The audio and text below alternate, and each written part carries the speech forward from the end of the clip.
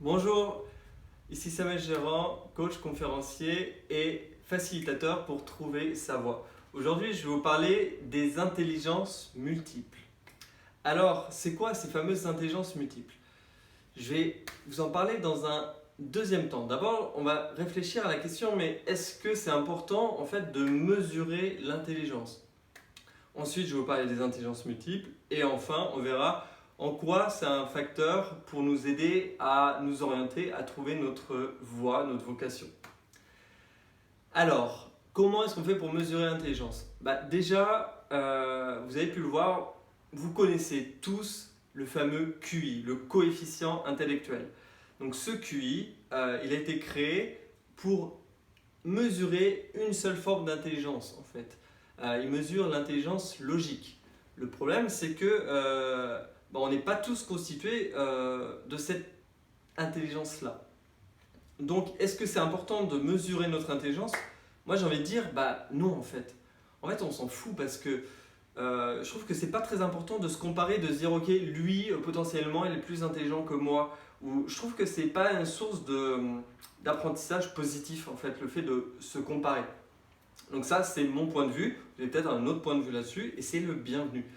Mettez-le moi dans vos commentaires en dessous si vous avez d'autres points de vue sur la question de mesurer l'intelligence.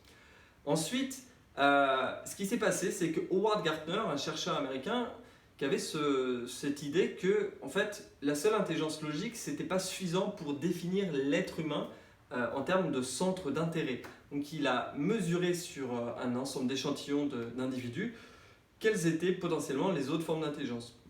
Il a observé ça, donc c'est un chercheur en neurosciences, il a regardé différents cerveaux et il a observé qu'il y avait en fait 8 formes d'intelligence. Donc ces formes d'intelligence-là, elles sont ici, c'est du live.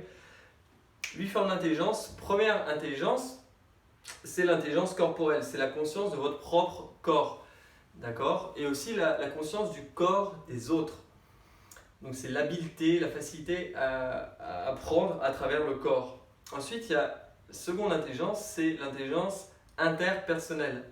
On pourrait appeler ça l'intelligence sociale, la capacité à créer du lien, à être à l'aise socialement.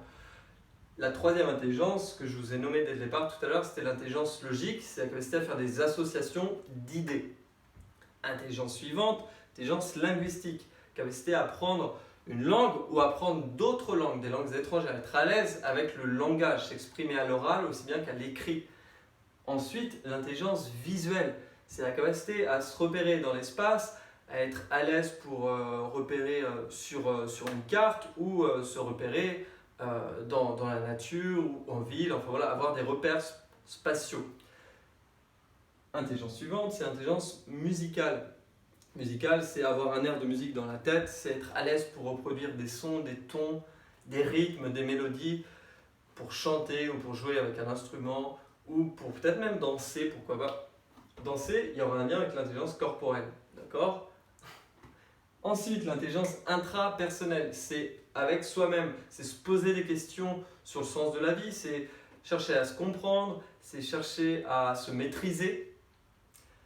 Enfin, l'intelligence naturaliste, c'est la capacité à se connecter avec les différents règnes de la nature, règne végétal, règne animal, règne minéral. C'est s'intéresser à tout ce qui est, même chercher à comprendre plus profondément comment fonctionne la nature d'une manière physique, d'une manière biologique. Voilà, pour ce qui est des intelligences. Alors, ce qu'il faut savoir quand même pour se situer dans le contexte, c'est que nous, dans notre système scolaire, dans la plupart des systèmes scolaires mondiaux, on nous apprend principalement par le biais de ces deux intelligences, donc logique et linguistique. Ce qui fait que, ce qu'ont montré les études, c'est qu'il y a seulement 20% des individus qui sont à l'aise, pour qui ça constitue les points forts, ces deux intelligences. Donc ça fait que ces individus-là vont mieux fonctionner à l'école, vont potentiellement mieux réussir. Donc les 80 autres % des individus, eux, apprennent mieux avec les 6 autres formes d'intelligence. Donc ce qui est énorme à travers ça, c'est de montrer que en fait, si vous n'avez pas réussi à l'école, potentiellement, c'est que peut-être on ne vous a pas permis d'apprendre par le bon biais, par le canal qui pour vous était le plus facile, par votre point fort en fait.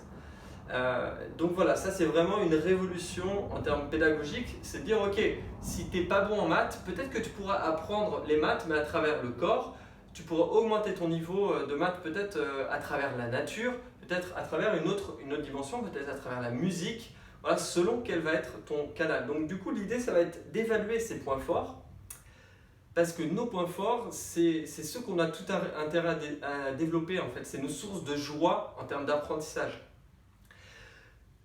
Voilà, donc cultivez vos points forts et non pas vos points faibles. Souvent à l'école on nous a transmis l'importance de développer nos points faibles. Alors moi je ne suis pas du tout d'accord avec cette idée-là. En fait je trouve qu'on devrait nous encourager à développer nos points forts et ensuite bien sûr se servir de nos points forts pour cultiver nos points faibles. Mais surtout et avant tout, toujours garder conscience c'est quoi nos points forts, c'est quoi les intelligences, les potentiels par lesquels on va le mieux apprendre dans des disciplines et ensuite pouvoir plus facilement s'orienter.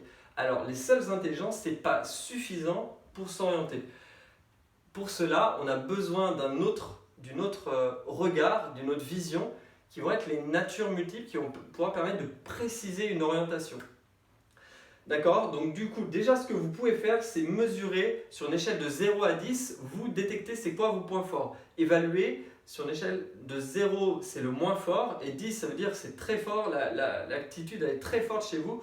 Je vous invite à mesurer comment l'intelligence elle vit chez vous. D'accord? Ça c'est la première partie. Détecter c'est quoi les sources d'intelligence chez vous, les vecteurs par lesquels vous allez le mieux apprendre. Ensuite de ça, on ira regarder c'est quoi les natures multiples. Pour ça, je vais vous faire une prochaine vidéo pour vous parler de comment vous avez tendance à vous comporter en lien avec ces intelligences-là. Parce que les seules intelligences, comme je vous disais, ce n'est pas suffisant pour trouver sa voie. On a besoin de ce regard-là, éclairage-là. Si vous avez apprécié cette petite vidéo, pour me donner du courage et la force à continuer, mettez un petit pouce ou des commentaires pour me dire c'est quoi vos intelligences fortes chez vous. Je vous dis à très bientôt pour trouver votre voie, pour vous apporter un peu plus de contenu, un peu plus d'éléments de conscience pour que vous puissiez mieux avancer dans la vie avec plus de sérénité et plus de joie. Je vous dis à très bientôt et merci d'avoir regardé jusqu'au bout.